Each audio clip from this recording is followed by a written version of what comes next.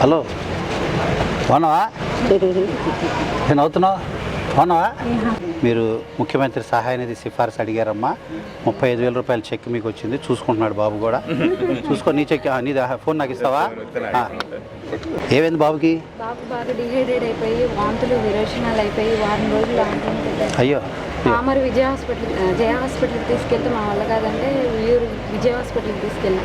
అక్కడ కూడా మాకు ఫెసిలిటీస్ లేవంటే బ్రైట్ హాస్పిటల్కి తీసుకెళ్ళాను సార్.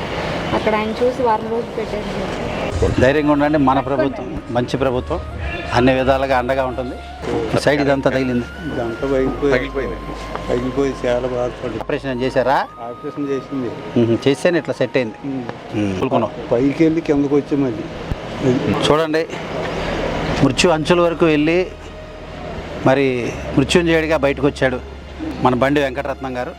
చౌరగుడి గ్రామస్తులు మరి నాయకులందరి సిఫారసుతో మరి ఆ సర్జరీ నిమిత్తం 42,000 ముఖ్యమంత్రి సహాయం నుంచి చెక్ అందింది.